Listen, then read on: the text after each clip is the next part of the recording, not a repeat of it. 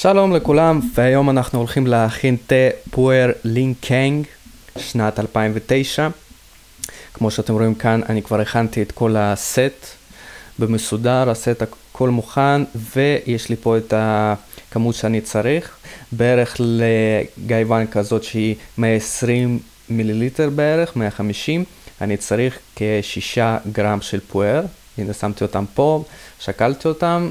עם הזמן אתם כבר תוכלו להבחין כמה גרם כל דבר. שימו לב עוד הפעם לפי הצפיפות של העלים, לדוגמה לעלים של תה לבן, יש להם צפיפות מאוד שונה, אז הכמות תהיה בהתאם. אז הכנתי, ועכשיו יש לי את המים רותחים, אני שמתי מים עם 100 מעלות, 100 מעלות, כן, זה הטמפרטורה שצריך. ועכשיו כרגע מה שאני עושה, אני מחמם את הכלים, כדי שאחר כך הם יחזיקו את התה ליותר זמן. כמובן ששופכים את הכל.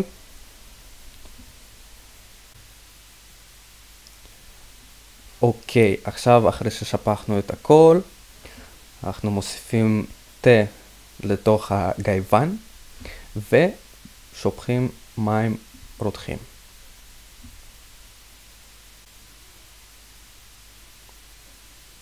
אוקיי, זאת החליטה הראשונה. אני מזכיר לכם, חליטה ראשונה אנחנו לא שותים. היא נועדה לצורך ניקוי, לצורך סטרילי. אנחנו מנקים את האבק, מנקים את כל העלים המיותרים שהצטברו לנו. זמן החליטה הראשונה אמור להיות 5-10 שניות גג. אוקיי, אם האיכות העלים, התה הוא באיכות טובה, אז 5 שניות אמור להספיק, בהחלט. אוקיי, אז אנחנו שופכים את זה אנחנו לא שותים.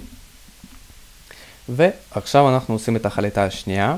לפי דעתי, זמן החליטות אמור להיות ממש קצר, כלומר בין 5 ל-15-20 שניות גג.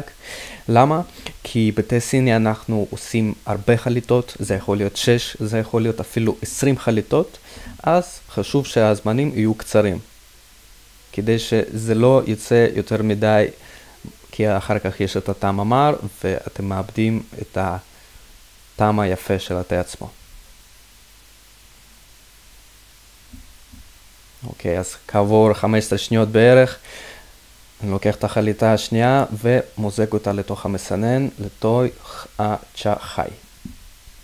לפי דעתי חשוב שיהיה מסנן, כדי שכל העלים לא ייכנסו לתוך התה שלנו. כמובן זה לא חובה, יש כאלה שלא משתמשים.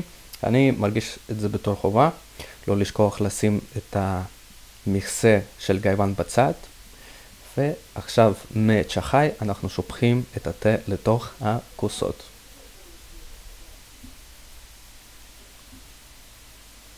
עכשיו שימו לב לצבע של התה שהוא יצא. אנחנו אמורים לקבל בתה פואר צבע שמאוד דומה לצבע דבש. מה שאנחנו קיבלנו פה זה צבע דבש, אבל מאוד כהה. כלומר, אנחנו החזקנו אותו יותר מדי, קצת יותר מדי, אז הטעם שלו יהיה מר. מה שאנחנו צריכים זה להחזיק אותו לפחות זמן. אנחנו עכשיו עושים את החליטה השלישית בעצם. בפעם הראשונה שמחזיקים גייבן, רוב האנשים כן מקבלים קביעה, אבל עם הזמן אתם תתרגלו איך להחזיק אותה נכון. אוקיי, אז פה יש לנו כבר חליטה שלישית. שימו לב, הצבע נהיה טיפה בהיר יותר, אבל אנחנו מתקרבים, אנחנו ממש מתקרבים לצבע שהוא אמור להיות, אבל עדיין זה מר מדי. אני החזקתי את התה כמה שניות יותר מדי. עכשיו אני הולך לנסות את החליטה השנייה. כן, החליטה השנייה הייתה ממש מרה, כמו שאמרתי לכם. אני אנסה את השלישית, והשלישית גם. אז אנחנו נעשה את החליטה הרביעית, כדי להגיע לטעם שאנחנו רוצים להגיע אליו. לפואר יש טעם, אומרים שיש לו טעם של זיפים. לי אישית הוא מזכיר טעם של שקדים או עץ, איזשהו טעם כזה חזק, ויש אומרים שהוא אפילו דומה לטעם של סיגריות. אני לא מסכים עם זה.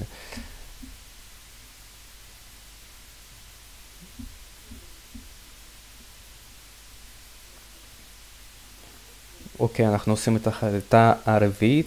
שימו לב, ככה אנחנו מכינים תה סיני. זה כמה חליטות. תה טוב בעיקרון אמור להספיק ל7 עד 10 חליטות.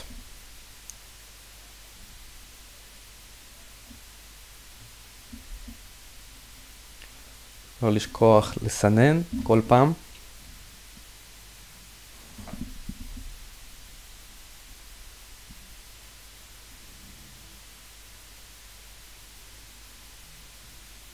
שימו לב שהשולחן הקטן צ'אבן משמש אותי לצורך לרוקן מה שאני לא צריך בעצם, בלי לקום מהשולחן, זה מאוד נוח, באמת כדאי.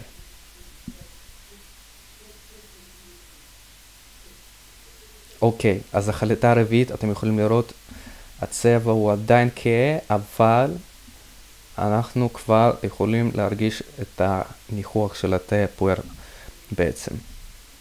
זה כבר הצבע שלו.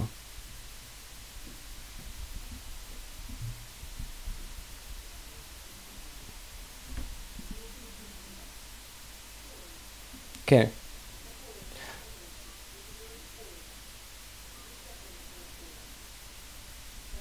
אוקיי, אנחנו עושים את החליטה החמישית בעצם.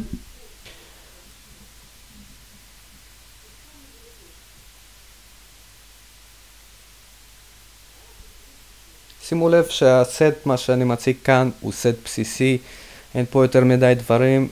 זה אמור להספיק לכם בהתחלה, למי שרוצה רק להתחיל להכין תה סיני, רוצה להכיר איך זה עובד, הסט הזה אמור להספיק לכם.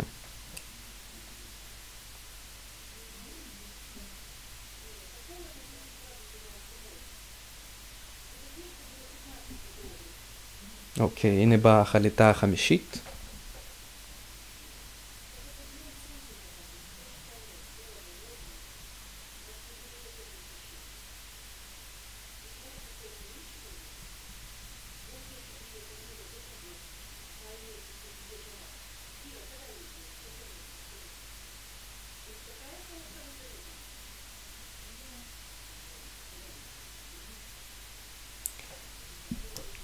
אני רואה שקיבלנו צבע של פואר, זה צבע של פואר בהחלט.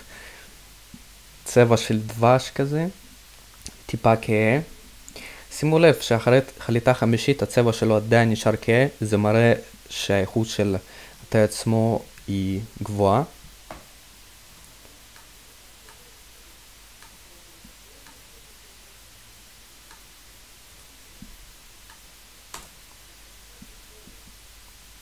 אוקיי, זה היה ממש טעים. אני ממש אהבתי, זה כבר מזכיר לי תה פואר בעצם. לא החליטות הראשונות שקיבלתי בהתחלה, שמתי יותר מדי, הם היו מרות מדי. עכשיו זה בדיוק הטעם שאתם צריכים להגיע אליו. אוקיי, אנחנו עושים את החליטה השישית עכשיו. אני אעשה אותה חליטה האחרונה. בעצם אפשר להמשיך. אני חושב שאפשר להגיע אפילו למעל 10 חליטות. באמת זה איכות טעלים טובה, תה נהדר.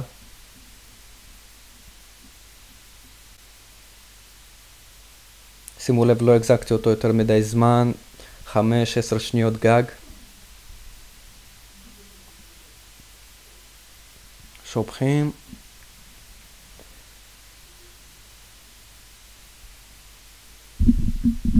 שימו לב, יש הרבה ניואנסים איך מחזיקים את הכוסות, איך מחזיקים את גייוואן, שחאי. יש אפילו טקס שלם לזה, אני לא רוצה עדיין להכניס אתכם לזה, אבל בהמשך אני אדאג להעלות כמה סרטונים לגבי זה. אוקיי, אז מה שיש לנו בעצם כאן זה החליטה השישית, אם אני כבר לא התבלבלתי בסדר, וזה הטעם שאתם צריכים להגיע אליו. שימו לב לצבע, אוקיי? זה הטעם שאתם רוצים להגיע אליו. הנה, תסתכלו, הצבע אמור להיות צבע דבש כהה כזה. והטעם אישית, מה שהוא מזכיר לי, זה טעם של שקדים, אבל כל אחד והטעם שלו כמובן.